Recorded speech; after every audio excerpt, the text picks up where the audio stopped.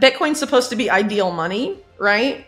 And a tool of financial freedom. And if we let the people that have run this insane monetary casino for decades use Bitcoin for their ends, Bitcoin will cease to be that. The prospect of being a millionaire sounds great, but like if you maintain the lifestyle you have now in a hyperinflation scenario costs $1 million, I mean, that's not great either. And, if all your transactions are surveillable and all of the stuff, I mean, maybe you have more money, but like, the system they're trying to like usher in, commit a thought crime, and the DOJ will just come and seize all your Bitcoin. By now, anyone who is up to date with financial trends is aware of Bitcoin and its significant potential to disrupt global financial systems.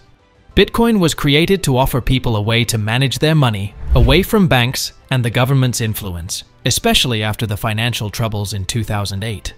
However, professional researcher and journalist Whitney Webb points out a looming concern. With the current success of the Bitcoin ETFs giving Bitcoin more attention, larger institutions and parts of the US government may start using the asset for their agendas. This raises an important question. Can Bitcoin continue to be a force for giving people more control over their finances, or will it end up being used by the same systems it was trying to avoid? With the growing appreciation of Bitcoin as digital money, there is a chance that it could lose its original goal of financial freedom. In one of her recent interviews, Whitney Webb sheds light on these issues, providing us with her eye-opening insights. We will now show you clips from the interview. As we do, please take a moment to give us a like, subscribe to the channel, and turn on post notifications for more similar videos. Thanks and enjoy. I certainly think that the big commercial banks and potentially, the financial arm of the US government think they can use Bitcoin for something that benefits them. Just to, before I go any further, I mean, I think it's pretty clear to everyone that there's a big differentiation, even from the US government's perspective, between Bitcoin and other cryptocurrencies, right? Gary Gensler of the SEC refers to Bitcoin as a commodity, but every other cryptocurrency is a security from the SEC's perspective. That's pretty significant. So seeing Bitcoin as like this commodity from the SEC's perspective, the only commodity in the digital currency space, they obviously want to use that to their benefit if they can. And it seems like they probably can and will. Yeah. So the conflict here, as I see it, is why was Bitcoin originally made? From what's been portrayed, right? It was created as a tool of financial freedom to prevent fiscal irresponsibility on the part of central banks and also commercial banks as a response to things like the 2008 financial crisis. Okay. So what happens when the same powers that Bitcoin was created to thwart start using it to continue their bad behavior? Is it still a tool for financial freedom then, or has it become a tool of the same people it was created to fight against? This is a real discussion that needs to happen in the Bitcoin space. It is happening to a degree. Arguably not enough. I think a lot of people, can get kind of googly-eyed thinking like, oh, wow, what if Bitcoin goes above $200,000? Like, and all of this stuff. Like, okay, well, it's great that you might have, a higher net worth, but in a lot of the cases where like Bitcoin would be projected to reach astronomical sums, that means like the dollar and like other currencies widely in use become like insanely devalued. So like, okay, if a loaf of bread is worth like $300 because like helicopter money in the US has happened and it's like hyperinflation, and you have Bitcoin, like you might have like a lot of, it looks like you have a lot of money in your account, but in terms of purchasing power, like you basically have the same lifestyle you have now, but everyone else around you is dirt poor and has nothing. Like, is that a scenario to be like cheered on? I don't think so. Bitcoin's supposed to be ideal money, right? And a tool of financial freedom. And if we let the people that have run this insane monetary casino for decades use Bitcoin for their ends, Bitcoin will cease to be that, period.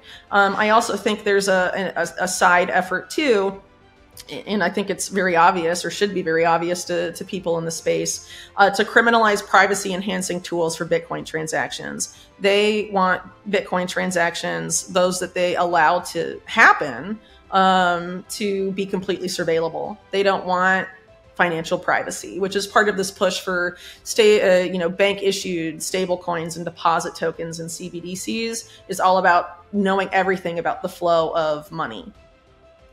How the public spends their money. They don't want you to spend $1 and them not know about it, So, I mean, that's essentially where it's headed. And to use Bitcoin, they want it to go in that direction as well.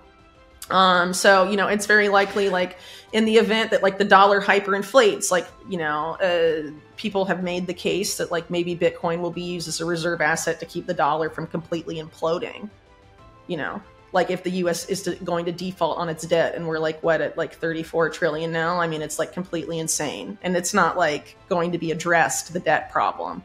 So obviously it will explode at some point. Meanwhile, Gary Cardone believes that central banks might already be secretly purchasing Bitcoin to add to their national reserves. He also predicts that one country may soon announce that it has been adding Bitcoin to its financial reserves, like how they acquire gold. He thinks these purchases might be based on forecasts predicting economic challenges. According to him, this could significantly alter financial strategies worldwide. This prediction coincides with Edward Snowden, a well-known whistleblower, suggesting that a specific country will soon be exposed for secretly buying Bitcoin without prior public disclosure. Snowden expects it will soon be revealed that this country has been treating Bitcoin as a modern equivalent of gold.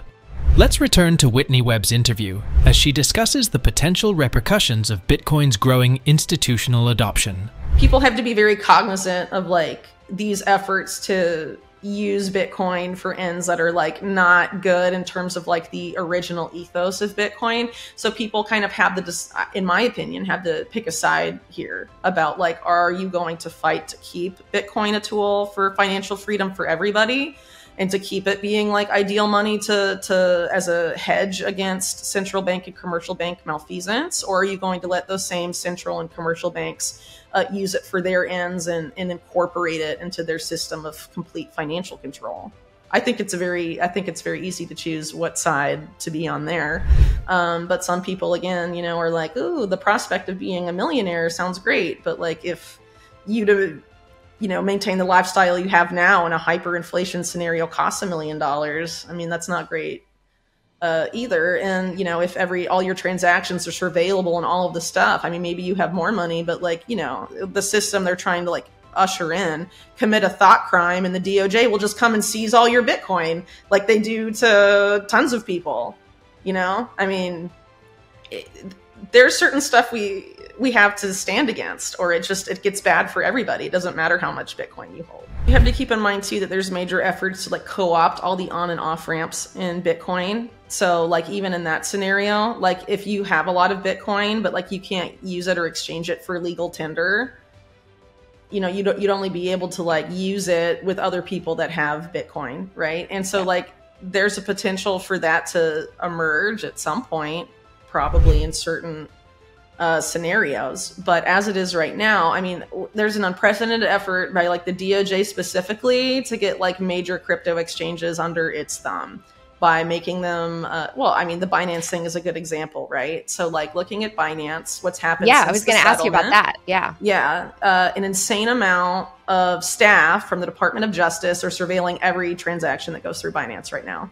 And FinCEN has custodianship of the exchange for the next 5 years. They have all access to all of Binance's data, not just from the settlement forward, but all of their past data. So they can retroactively go and flag transactions, and the DOJ can be like, we're going to seize that wallet for X amount of Bitcoin and add it to, the DOJ's massive Bitcoin holdings, which are among the biggest in the world. Right. So you control all of these on and off ramps and surveil all of that. Like, that is a major problem. Yeah. And I think people have to be really aware of this, like, big push to end online anonymity and financial anonymity, or, like, just privacy that I've been talking about for a long time. So, like, obviously, like, Bitcoin has potential to be something, but if we let these people control the on and off ramps and like other major aspects of infrastructure. Like maybe Bitcoin itself is immutable, but they plan to do everything in their power to prevent it from being something that takes a big chunk of their power away. And I think people have to be like, I mean, some people are naive about how far these people will go, but you should not be. Like, these are people that do not want to cede their power to anybody, and they're very accustomed to stealing from us. And they don't plan to stop stealing, you know? So, I mean, people need to be really aware of that, and, you know, and fight to keep Bitcoin to be something that is empowering and a tool for freedom and financial freedom. Because, you know, if enough people get too googly-eyed about the value going up and, you know, yeah, pumper bags and all of this stuff, I mean, there's a lot of damage could be done. And, you know,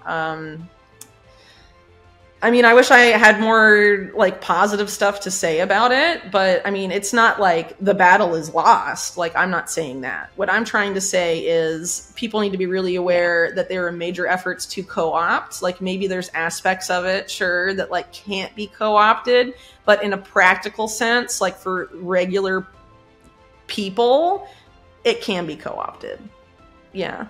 And there's when you have groups like BlackRock and all this stuff trying to get in on it, that should be a red flag that like they think they can co-opt it. Meanwhile, the Philippine Securities and Exchange Commission has moved to block the country's access to Binance, a major global cryptocurrency platform, highlighting concerns for the safety of Filipino investors' funds.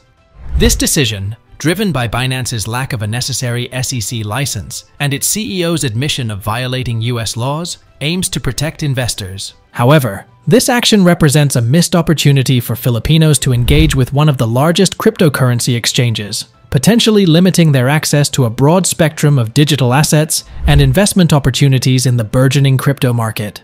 Despite the SEC's intentions to ensure investor safety, this move could sideline Filipinos from the global financial innovation offered by platforms like Binance. Do you agree with Whitney Webb's concerns about the risk of Bitcoin losing its original goal of financial freedom as it gains institutional adoption? Why or why not? Feel free to drop your thoughts and analyses in the comments below. If you found today's video enlightening and want to stay ahead with more insights and updates on crypto and global finance, make sure to hit the like button, subscribe to our channel, and turn on post notifications. Your support is crucial for us to continue providing in-depth content and discussions. Stay tuned for our next episode, where we'll uncover more about the fascinating developments in the cryptocurrency space. Until then, keep questioning, keep exploring, and most importantly, keep investing wisely. Thank you for watching, and we'll see you in the next video.